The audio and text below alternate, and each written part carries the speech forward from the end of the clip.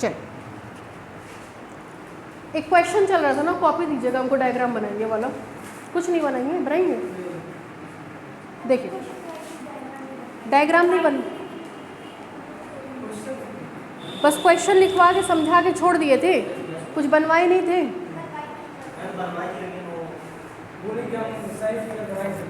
वो सही था लेकिन फिर बनवा दे रहे हैं। देखिए क्या कहा गया था, बहुत इंपॉर्टेंट क्वेश्चन था ये, हमने आपको पहले ही इसके बारे में जिक्र किया था। अनसॉल्व वगैरह देखिएगा आप, इस हफ्ते तो नहीं, इस हफ्ते तो छुट्टी पड़ गया, अगले हफ्ते आपको फिजिक्स का भी असाइनमेंट मिलेगा, रियल का भी असाइनमेंट मिलेगा, मेरा कैटनरी तक मिल ही चुका है, केमिस्ट्री का भी असाइनमेंट मिलेगा, ठीक है। तो मतलब 3-4 असाइनमेंट मिलेंगे। संडे को क्लास में रहिएगा, अगले संडे को असाइनमेंट में मतलब डिस्कस भी होगा, सारे टीचर्स आएंगे, बैठेंगे, ठीक है। देखिए क्या कह रहा है, असाइनमेंट अपना लेते चलिए, ये मान के चलिए पेपर आपका असाइनमेंट ही है। जो आप कहते हैं ना कि मैम इम्पॉर्टेंट बता दीजिए, सर इम्पॉर्टेंट बता दीजिए, इम्पॉर्टेंट कुछ नहीं है, ये असाइनमेंट है ना। दे इसलिए रहे कि आपके पास असाइनमेंट रहे, आपको पता रहे कि हाँ आपको असाइनमेंट्स अपना पढ़ना है, ठीक है। देखिए ये डायग्राम था, एक्स एक्सिस, वाई एक्सिस, ये हमने ए बी माना था, इसको हमने सी कहा था। आपको समझाया गया था कि अगर इस पर आप कोई वेट हैंग करेंगे, क्या वेट हैंग किया हमने, डब्ल्यू डैश, ठीक। तो डब्ल्यू डैश हैंग करते ही ये ऐसे और ये ऐसे हो जाएगा, ठीक है। इसको नाम हम दे रहे हैं सी डैश का। ये कैटनरी है, ये कैटनरी नहीं है, इसको कैटनरी बनाना पड़ेगा। कैटनरी बनाने के लिए 2 रंग के पेन से बनेगा ये हो गया। कैटनरी बनाने के लिए ये हो गया।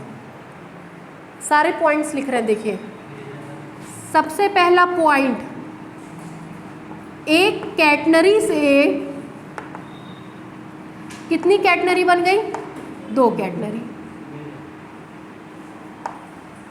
ठीक है। उसके पहले का पॉइंट, वेट हैंग होते ही कैटनरी डिस्टॉर्टेड हो गई।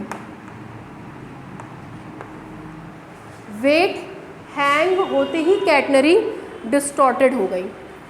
एक कैटनरी से कितनी कैटनरियां बन गई, 2 कैटनरी बन गई, ठीक है। फिर देखिए, जिस कैटनरी को हमको स्टडी करनी है उस कैटनरी को हम डार्क कर रहे हैं। जिस कैटनरी की हमको स्टडी करनी है उस कैटनरी को अब हम डार्क कर रहे हैं।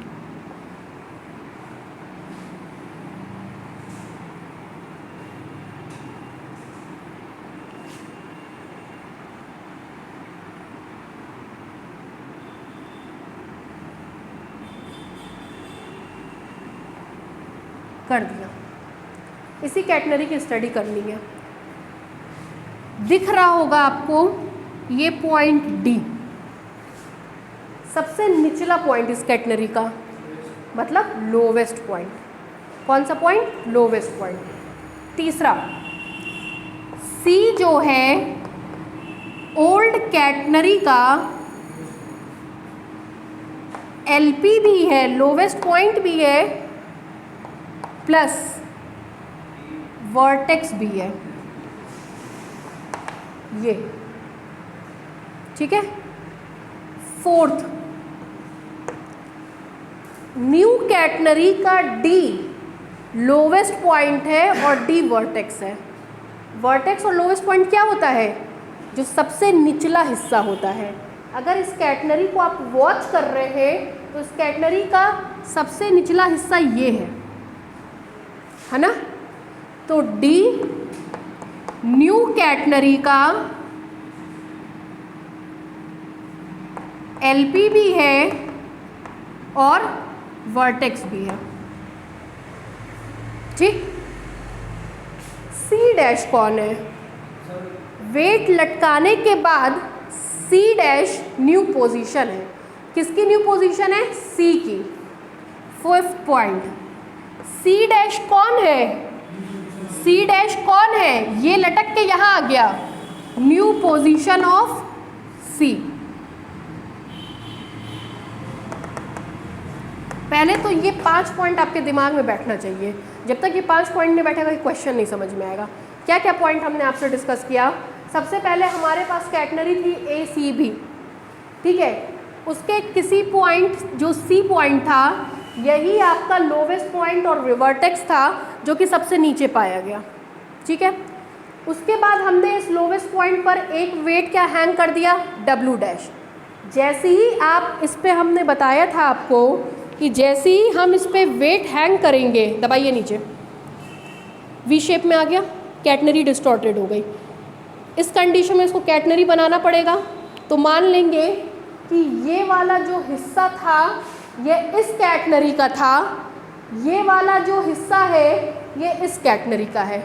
एक कैटनरी से कितनी कैटनरियाँ बन गई? 2। जैसे आप लोग कहते हैं चाप, क्या होता है चाप? किसी वृत्त का कटा हुआ हिस्सा। वृत्त नहीं होता है, चाप या आर्क होता है। चाप और आर्क कैसे बना? कंपास लेके बनाया।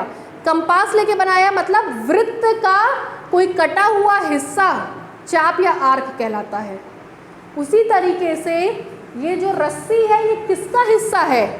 किसी कैटनरी बी डी ए का हिस्सा है। ये जो कटा हुआ हिस्सा है ये किसका हिस्सा है? किसी कैटनरी बी सी डैश ए का हिस्सा है। और हम इसके लोवेस्ट पॉइंट को नाम दे रहे हैं डी डैश का, ठीक है। ये आपका सवाल था। सवाल समझ में आया? एक कैटनरी से कितनी कैटनरियाँ बनी है? 2। वेट लटकाते ही कैटनरी हमारी क्या हो गई? डिस्टॉर्टेड। सबसे पहले हमारे पास कैटनरी थी ए सी बी। सबसे पहले कैटनरी क्या थी? ए सी बी। वेट लटकाते ही वो क्या हो गई? डिस्टॉर्टेड। उसके बाद एक कैटनरी से कितनी कैटनरी बन गई? 2। सी क्या था? ओल्ड कैटनरी का वर्टेक्स और लोवेस्ट पॉइंट। लोवेस्ट पॉइंट को ही वर्टेक्स कहते हैं। डिस्टॉर्टेड के बाद सी की पोजीशन क्या बनी? C dash. सी डैश क्या है? New position of C. C dash ना वर्टेक्स है ना एलपी है। सी डैश बस सी की न्यू पोजीशन है, क्योंकि वर्टेक्स और एलपी तो तब आएगा ना जब कैटनरी होगी। ये डिस्टॉर्टेड हो गया। डिस्टॉर्शन के बाद ये कैटनरी नहीं है, कैटनरी बनाना पड़ेगा। बात को पकड़िएगा। ये कैटनरी था, वेट लटकने से वो डिस्टॉर्टेड हो गया। डिस्टॉर्टेड हो गया मतलब वो कैटनरी नहीं है, उससे कैटनरी बनाना पड़ेगा। एक कैटनरी ये बनाया, एक कैटनरी ये बनाया, ठीक। तो डी डैश, डी जो है न्यू कैटनरी का एलपी और वर्टेक्स है। जब भी एलपी और वर्टेक्स आएगा इट मीन्स कैटनरी होनी चाहिए। कैटनरी नहीं है तो एलपी और वर्टेक्स का कोई यूज़ ही नहीं है। यहाँ कैटनरी नहीं थी इसीलिए सी डैश एलपी और वर्टेक्स नहीं है। कैटनरी बन गई तो ये सबसे निचला हिस्सा दिख रहा है, इसीलिए ये एलपी और वर्टेक्स है। इतनी बात क्लियर हुई? ठीक है, साथ में बोलिए मेरे। पहले कितनी कैटनरी थी? ए। उसका एलपी और वर्टेक्स क्या था? सी। सी पे आपने क्या लटकाया? वेट। कैटनरी क्या हो गई? डिस्टॉर्टेड। डिस्टॉर्शन के बाद कितनी कैटनरी बनी? 2। सी डैश क्या है? सी की न्यू पोजीशन। चूंकि सी डिस्टॉर्टेड हो गई तो सी डैश को हम लोग वर्टेक्स और एलपी नहीं कहेंगे। इस डिस्टॉर्शन से हमने कितनी कैटनरियाँ बना दी? 2। डी न्यू कैटनरी का एलपी और वर्टेक्स है। डी डैश भी न्यू कैटनरी का वर्टेक्स और एलपी है। ठीक है, इतना क्लियर हो गया? कह रहा है आपसे सवाल में, जब आपने यहाँ टेंजेंट खींचा तो ये टेंजेंट अल्फा एंगल बना रहा था।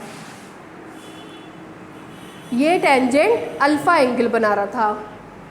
इस टेंजेंट को हम नाम दे रहे हैं टी अल्फा का। ठीक है, फिर कह रहा है जब आपने यहाँ खींचा तो जो टेंजेंट मिला वो बीटा एंगल बना रहा है। कितना एंगल? बीटा। दुर्भाग्य देखिए, ए एक ही पॉइंट था इसलिए एक टेंजेंट, लेकिन अब डी और डी डैश कितने पॉइंट हो गए? 2, तो 2 टेंजेंट। एक कैटनरी के एक पॉइंट पर एक टेंजेंट, डिस्टॉर्शन के बाद 2 कैटनरी, एक कैटनरी ये, एक कैटनरी ये, एक कैटनरी का एक लोवेस्ट पॉइंट, एक कैटनरी का एक लोवेस्ट पॉइंट। कितने लोवेस्ट पॉइंट हो गए? 2, तो 2 पे कितने टेंजेंट मिलेंगे? 2। एक टेंजेंट ये हो गया और एक टेंजेंट ये हो गया। इसको भी नाम दे रहे हैं टी बीटा का, इसको भी नाम दे रहे हैं टी बीटा का। ये भी बीटा एंगल बनाएगा और ये भी बीटा एंगल बनाएगा। ये आपके सवाल में दिया गया है। किसी भी कर्व के किसी एक पॉइंट पर एक टेंजेंट खींचा जाता है, ये बात जानते हैं कि नहीं? किसी कर्व के एक पॉइंट पर एक ही टेंजेंट होता है, वो यूनिक होता है। ठीक है, किसी भी कर्व के किसी एक पॉइंट पर हमेशा एक ही टेंजेंट होता है और वो क्या होता है? यूनिक होता है। ये जो कर्व था इसमें एक ही पॉइंट था ए, एक टेंजेंट खींच दिया। दुर्भाग्य देखिए, एक से हमको कितने कर्व मिल गए? 2। 2 कर्व के 2 पॉइंट पर अलग अलग टेंजेंट खींचे, कितने टेंजेंट आ गए? 2 टेंजेंट। क्लियर? आगे बढ़े। अब देखिए, बस अब कुछ ज़्यादा नहीं करना है, बस थोड़ा सा समझना है। समझिए, एस क्या होता है? Arc length. कहाँ से नापते हैं? फिक्स पॉइंट से। फिक्स पॉइंट कौन होता है? वर्टेक्स। नई कैटनरी का वर्टेक्स कौन है? नई कैटनरी का वर्टेक्स कौन है? डी। सारी डिस्टेंस कहाँ से नापेंगे? डी से। मान ले रहे हैं डी से C1 तक की दूरी ये S1 है, डी से C डैश तक की दूरी S1 है। ठीक है, ध्यान से सुनिएगा। पुरानी कैटनरी थी ACB, पुरानी कैटनरी थी ACB, ठीक, जिसकी लंबाई कितनी थी? L। चलिए 2L मान ले रहे हैं। जिसकी लंबाई कितनी थी? 2L। उसका आधा करेंगे तो आर्क AC, आधा करेंगे तो आर्क AC, उसकी लंबाई कितनी आएगी? L। ठीक, अब समझिएगा, बच्चे जल्दी समझ नहीं पाते हैं। ये रस्सी है हमारी आधा मीटर की, है ना? खींचिए जरा इसको नीचे। 1 मीटर की बन गई। कितनी है? आधा ही मीटर है। कहने का मतलब ये है कि अगर ये आधा मीटर था, डिस्टॉर्शन के बाद भी ये कितना रहेगा? आधा मीटर। उसकी लंबाई में कोई परिवर्तन नहीं होगा। डिस्टॉर्शन के बाद C किस में बदल गया? C डैश में। डिस्टॉर्शन के बाद C किस में बदल जाएगा? C डैश में। C किस में बदल गया? A, arc. मतलब आर्क AC डैश की लंबाई भी कितनी रहेगी? L। आर्क AC डैश की लंबाई भी कितनी रहेगी? L। ये बात समझ में आई? आर्क ACB की लंबाई 2L, आधा किए L, डिस्टॉर्शन के बाद C किस में बदल गया? C डैश में। आर्क AC डैश की लंबाई भी L। क्लियर? अब आगे बढ़े। चल, टोटल कितने वेट काम कर रहे हैं जरा देख के बताइए डिस्टॉर्शन के बाद। 1, 2, 3, 4। कितने वेट हो गए? 4। 1, 2, 3। ये 3 वेट डिस्टॉर्शन के बाद है, ये वाला वेट डिस्टॉर्शन के पहले है, क्योंकि A पॉइंट डिस्टॉर्शन के पहले है। 1, ये डिस्टॉर्शन के पहले, सवाल में दिया गया है, पढ़ लीजिए। अल्फ़ा एंगल जो बनाता है टेंजेंट वो बिफोर है, और ये वाला आफ्टर है, उसमें क्वेश्चन में लिखा हुआ है। तो डिस्टॉर्शन के बाद क्या क्या बना, ये और ये। पढ़िए क्वेश्चन, देखिए कह रहा है uniform string of weight W is suspended from 2 points at the same level.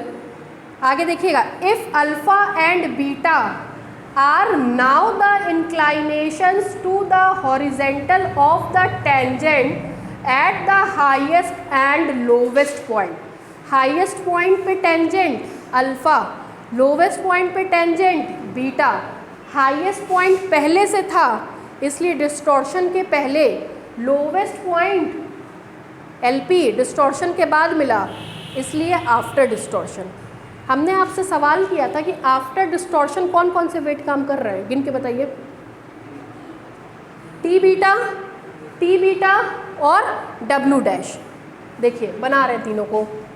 T beta, देखिएगा बेटा ध्यान दीजिएगा, टी बीटा, एक टी बीटा इधर वाला टी बीटा, एक ये रहा W डैश। दीनदयाल, ठीक है। टी बीटा ऐसे तिरछा, टी बीटा ऐसे तिरछा, ये टी बीटा ऐसे तिरछा, ये टी बीटा ऐसे तिरछा, ये W डैश वर्टिकल, ये W डैश वर्टिकल, ठीक है। कंपोनेंट्स निकालने चल रहे हैं। कंपोनेंट कहाँ निकालते हैं अराइना? पॉइंट ऑफ एप्लीकेशन पे। ये 1 2 1 2 1, दूसरा नीचे है ही, ठीक है। हॉरिजेंटल से बीटा एंगल, हॉरिजेंटल से बीटा एंगल। पंकज आप ही है ना, क्या नाम है आपका? बलराम, ठीक है। दोस्त नहीं आया तो दुखी है क्या? अच्छा तो रो रहे हैं अरे मुस्कुरा के बैठिए, 2 दिन की ज़िंदगी है ना। फिर देखिए टी बीटा, हॉरिजेंटल से एंगल कितना? बीटा। हॉरिजेंटल से एंगल कितना? बीटा। और वर्टिकल और हॉरिजेंटल के बीच एंगल 90, ठीक है। एंगल से सटा हुआ हमेशा और हमेशा कॉस होता है, दूसरा वाला साइन होता है, ठीक। एंगल से सटा हुआ हमेशा कॉस होता है, दूसरा वाला साइन होता है, ठीक। एंगल से सटा हुआ हमेशा कॉस होता है, W डैश कॉस 90, ठीक है। कैपिटल X और कैपिटल Y निकलवाइए। चलिए बोलिए बेटा, हर्षिता कैपिटल X लिखवाइए बाबू यहाँ से। इसका कैपिटल X कौन होगा? T beta cos beta. दूसरे वाले का हर्षिता उल्टा दीजिए तो क्या आएगा? Minus T beta cos beta, ठीक है। बलराम Y लिखवाइए। इससे Y क्या मिलेगा? टी बीटा साइन बीटा, ठीक है।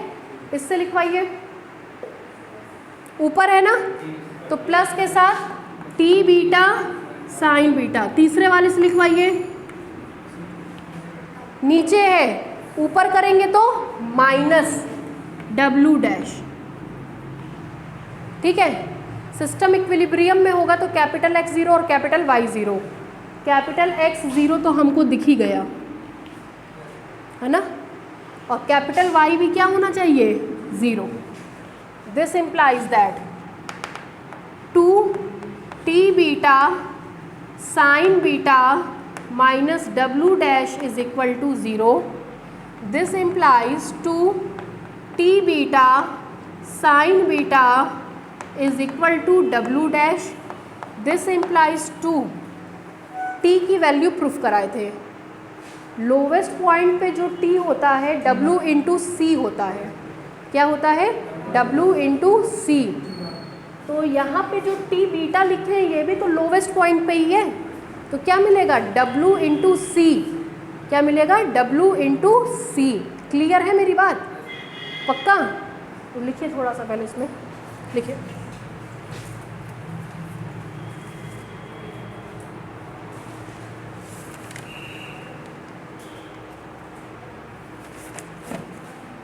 डायग्राम बन गया है?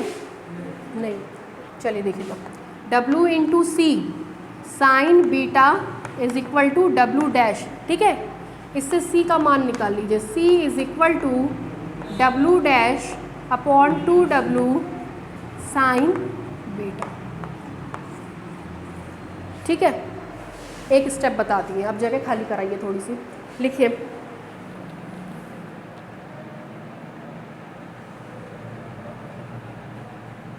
लिखिए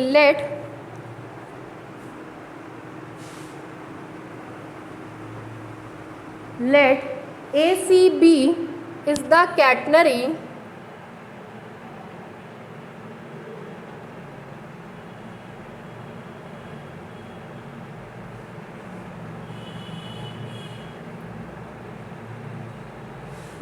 ACB is the catenary whose lowest point is C, whose lowest point is C, such that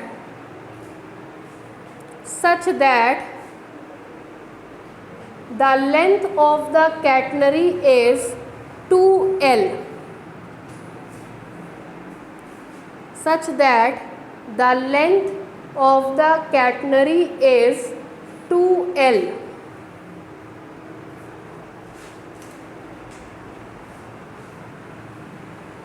full stop. नीचे से लिखिए when a weight W dash, when a weight W dash is hang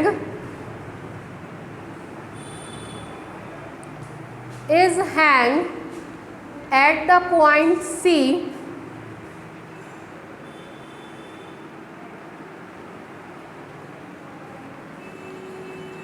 comma, lowest point C is shifted to C dash, lowest point C is shifted to C dash,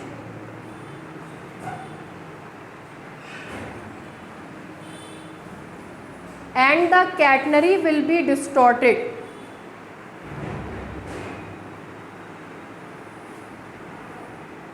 And the catenary will be distorted.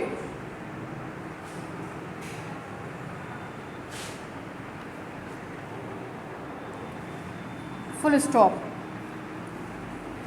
Let us form, line change करके, let us form FORM, let us form the other two catenary,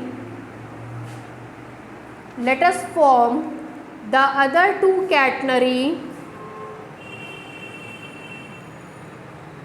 A C dash DB, A C dash DB and A D dash C dash B, A D dash C dash B। पहली catenary क्या बनी है? A C dash D B, और दूसरी catenary बनी है A D dash C dash B। कितनी catenary बन गई? 2। फिर लिखिए फुल स्टॉप के बाद, let T alpha be the tangent, let T alpha be the tangent at the highest point capital A,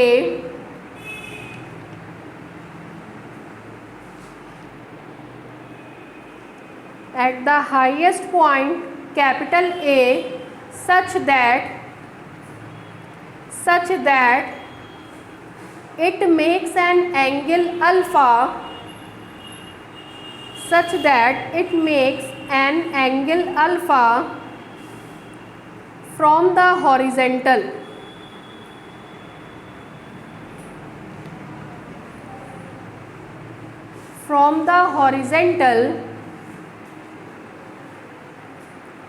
and T beta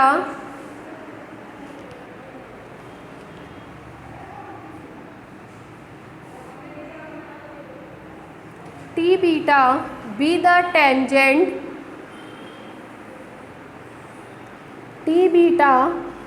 tangent at the lowest point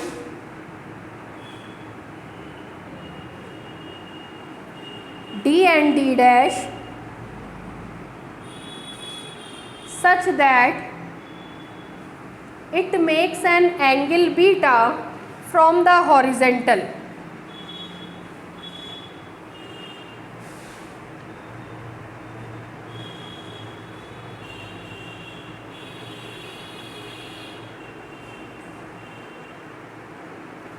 हो गया? From the horizontal diagram बनाइए। C dash हमेशा, हाँ C dash Y axis पे ही, भाई point यहाँ था, घिसक के एकदम सीध में नीचे आ गया, लेकिन ये ज़रूरी नहीं है कि वर्टेक्स हमेशा वाई एक्सिस पे हो। ठीक है, अब जो कैटनरी बनेगी वो कैटनरी इस वर्टिकल लाइन के अबाउट सिमेट्रिक होगी, जो कि वाई एक्सिस नहीं है। ठीक है, बनाइए।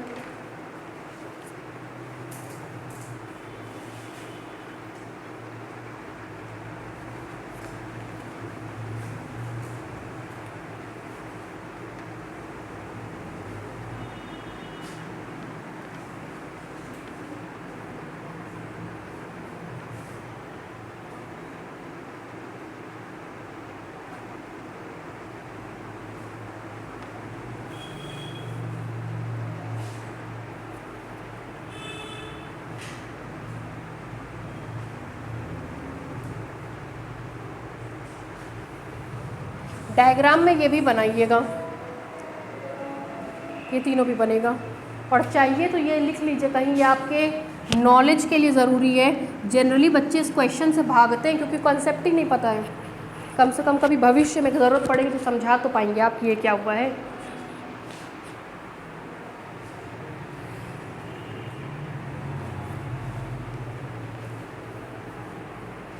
देखिए फ्राइडे सैटरडे छुट्टी रहेगी ना आपकी, फ्राइडे को दशहरा है, सैटरडे को दशहरा के नेक्स्ट दिन हमेशा ऑफ रहता है आपका, तो हम क्लास एक दिन जो है इधर में फिर कभी ले लेंगे। हम भी एक दिन इधर में कहीं लेंगे, अभिषेक सर भी लेंगे। अभिषेक सर अभी आए थे, बात करके गए हैं कि जिस दिन हम लोग खाली होंगे 9 से 10 बैठा के एक दिन क्लास और ले लेंगे, तो उससे आपका ना वो जो कोर्स है दिमाग में कि छूट रहा है वो छूटेगा नहीं।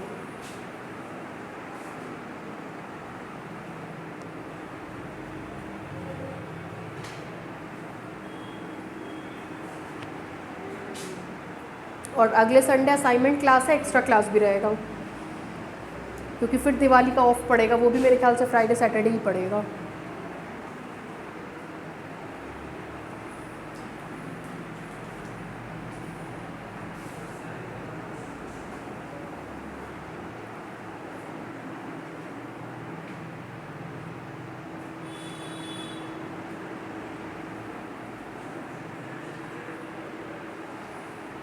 आप लोगों को शाम में आने में दिक्कत है, वरना कितना शाम में 2 घंटा बैठा के क्लास चला देता, ख़त्म होती कहानी।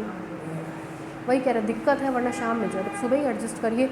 जिस दिन कॉलेज बंद हो उस दिन थोड़ा लेट तक पढ़िए, 11 बजे तक पढ़िए। 2 लोग और भी है भाई, 11:45 से है, आप कभी बात करते हैं। हाँ, उसी में बैठ के पढ़ा लीजिए। अलग से आने का मतलब होता है ना 2-3 घंटा ख़राब करना, उसी में बैठ के पढ़ा लो तो काम ख़त्म।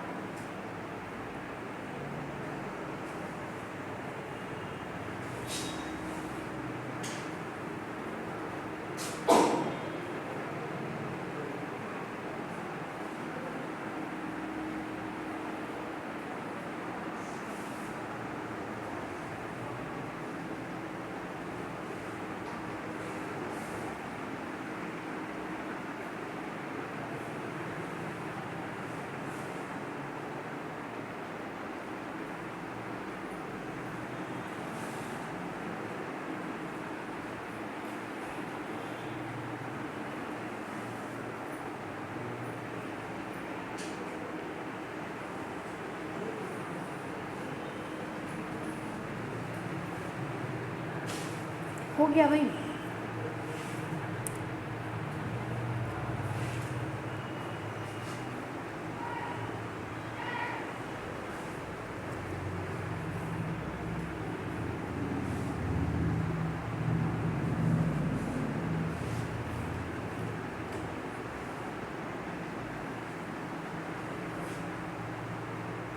ये 3 डायग्राम भी बना लीजिएगा।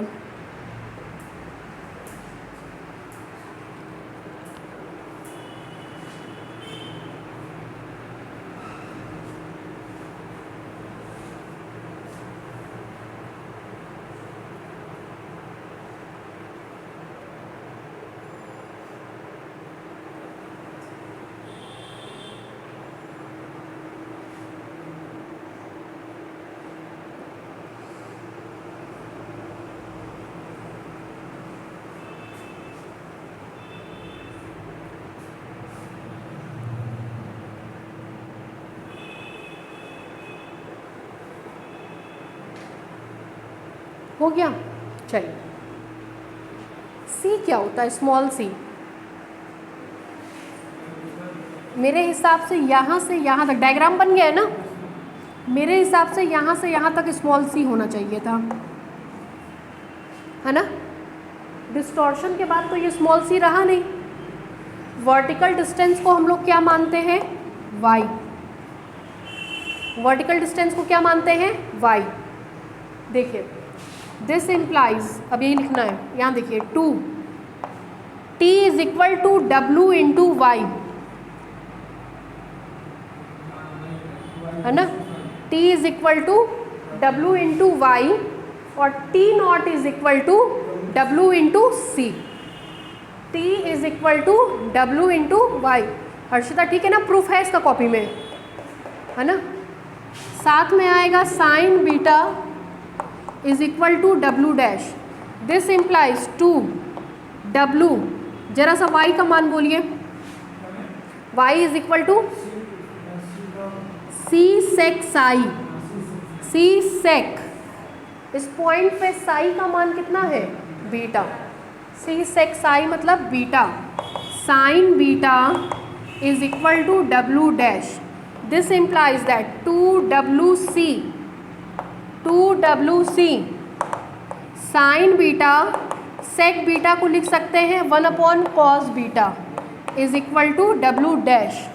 This implies that 2wc tan beta is equal to w dash.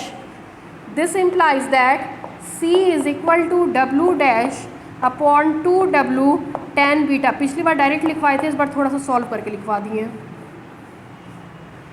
ठीक है। यहाँ पे डायरेक्ट लिखवाए थे, ये रिजल्ट सॉल्व कर दिए हैं। ये लाइन ये लाइन ये लाइन एडिशनल बढ़ा दी है। क्लियर है?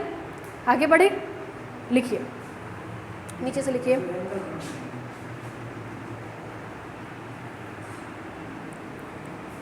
हॉरिजेंटल के बाद लिखिएगा, बोले भाई हॉरिजेंटल के बाद लिखिए let capital X and capital Y let capital X and capital Y be the component of all the forces, be the component of all the forces along x axis and y axis, along x axis and y axis after distortion, after distortion, comma, then in the case of equilibrium, then in the case of equilibrium, then in the case of equilibrium, नीचे से लिखिए capital X is equal to 0 comma capital Y is equal to 0। This implies करके पूरा ऊपर से उतार लीजिए। Capital X is equal to capital Y।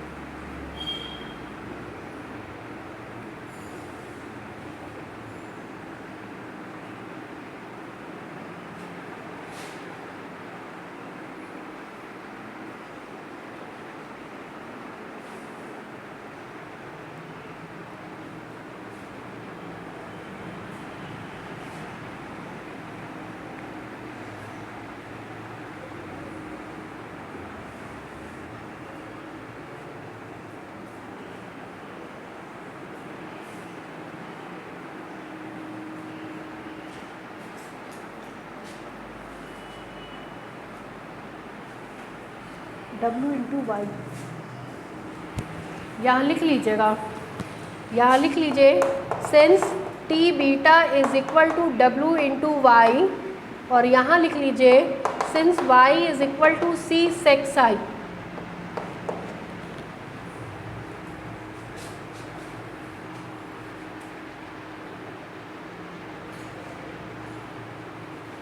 हो गया भाई?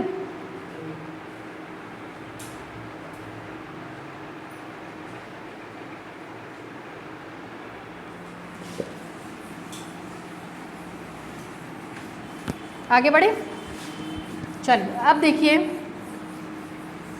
इंट्रिंसिक इक्वेशन क्या होता है कैटनरी का। S is equal to C tan psi, ठीक है ना। Intrinsic equation S is equal to C tan psi।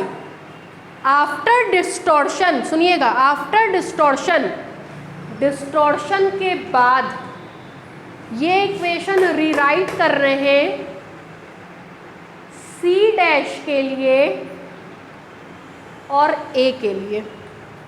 किसके किसके लिए? After distortion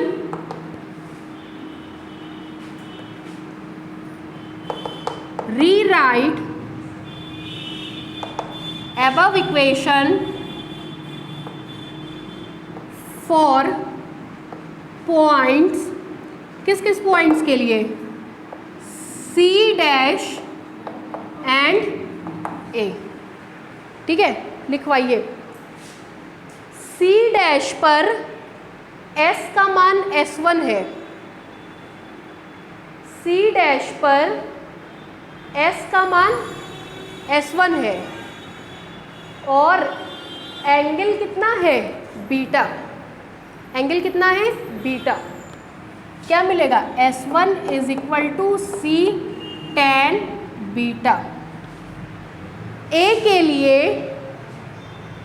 S1 plus L है, और एंगल कितना है? Alpha, and S1 plus L is equal to C tan alpha.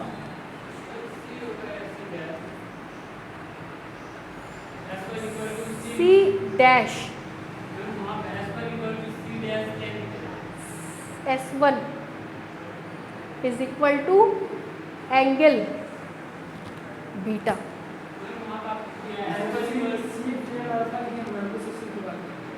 ये वाला स्मॉल सी, ये तो फिक्स है इक्वेशन में, फिक्स है इक्वेशन में। किसी भी कैटनरी के लिए सी क्या होता है? फिक्स होता है, ठीक है। स्मॉल सी क्या होता है? फिक्स। फॉर्मूला ही वैसे बनाया गया है, बस बदलेगा कौन? एस बदलेगा और साई, क्योंकि इंट्रिंसिक इक्वेशन के वेरिएबल कौन कौन है? एस और साई, तो बदलेगा कौन कौन? एस और साई, ठीक है। फिर देखिए दिस इम्प्लाइज, घटाइए, S1 से S1 कट जाएगा, L is equal to C tan alpha minus tan beta, ठीक है। L is equal to C tan alpha minus tan beta, इसमें से इसको घटाए हैं, तो S1 से S1 कटा, C common, tan alpha minus tan beta. आपको सिद्ध करके दिखाना था एक expression. This implies that L is equal to C का मान पुट कर रहे हैं W dash upon 2W tan beta, साथ में आएगा tan alpha minus tan beta, ठीक है। फिर देखिए हम लोग को जो प्रूफ करना है वो है आपका, यहाँ लिख रहे हैं tan alpha upon tan beta is equal to 1 plus capital W upon W dash. Capital W कह रहा है कैटनरी का टोटल वेट है, कैपिटल W कैटनरी का टोटल वेट है। इसको मान रहे हैं इक्वेशन नंबर 1, इसको मान रहे हैं इक्वेशन नंबर 2, इसको मान रहे हैं 3, इसको मान रहे हैं 4, और इसको मान रहे हैं 5। ज़रा देखिएगा यहाँ पे अभी, since capital W is total weight of catenary, this implies capital W is equal to एकांक लंबाई का वेट टोटल लंबाई कितनी थी 2L। This implies that small w का वेट आएगा capital W upon 2L। Equation number 6। इस इक्वेशन में स्मॉल w हमको नहीं चाहिए, कौन चाहिए कैपिटल W, इसलिए स्मॉल w को हटाने के लिए कैपिटल W से हमने रिलेशन मेंटेन कर दिया। ठीक है, ले जा करके इसमें रख दीजिए। इसमें रखेंगे तो आपको मिल जाएगा, देखिएगा L is equal to W dash upon 2, W की जगह W अपॉन 2L, साथ में है tan बीटा, ब्रैकेट में है tan alpha minus tan beta. This implies that L is equal to W dash upon W, 2 से 2 कट जाएगा, L ऊपर जाएगा, इसके साथ सॉल्व करेंगे तो tan alpha upon tan beta minus 1। Calculation ठीक है, क्लियर है बलराम आपको? ठीक है, फिर देखिए दिस इम्प्लाइज दैट L से L क्या होगा कैंसिल, ये इधर आएगा W upon W dash, W upon W dash is equal to tan alpha upon tan beta minus 1। This implies that, उधर देखिए result, tan alpha upon tan beta is equal to W upon W dash plus 1। यही proof करना था। ठीक है, लिखिए equation number 1 के नीचे से लिखिए, इक्वेशन नंबर 1 के नीचे से लिखिए, since the intrinsic equation of catenary is, since the intrinsic equation of catenary is, नीचे से लिखिए S is equal to C tan psi, S is equal to C tan psi, equation number 2। फिर नीचे से लिखिए rewrite the above equation, rewrite the above equation for point C dash and capital A, for points C dash and capital A, comma after distortion,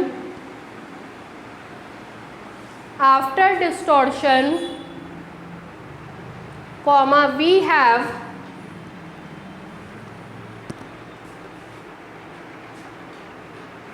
यहाँ सुधारिए,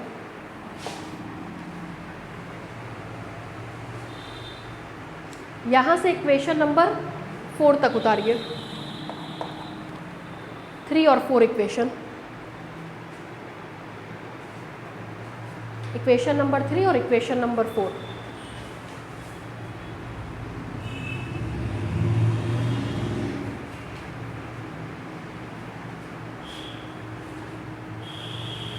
हो गया 3 और 4। देखिए subtracting equation 3 from equation 4, subtracting equation 3 from equation 4, comma we have, ये दोनों equation उतारिए,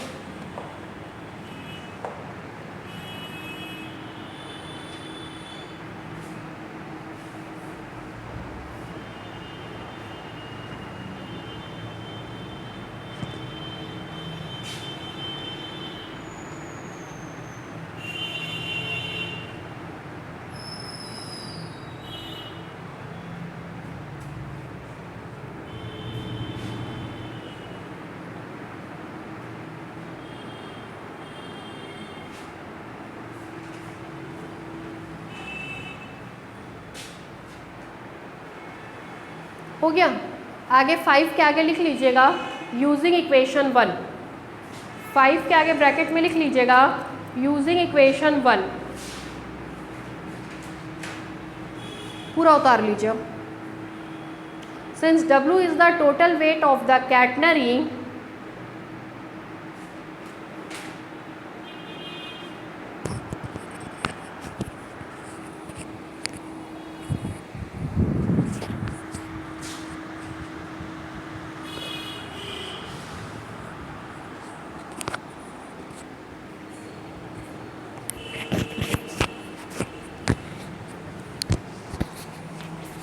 पूरा उतार लीजिए।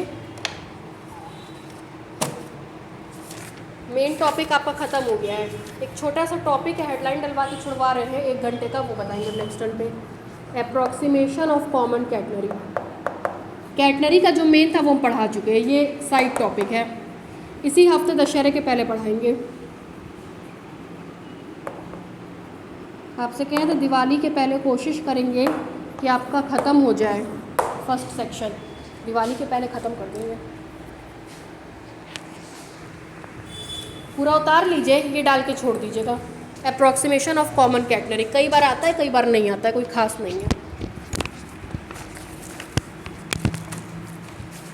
अगले टर्न पे जब आइएगा तो बुक लेकर के आइएगा, ठीक है? कुछ काम है।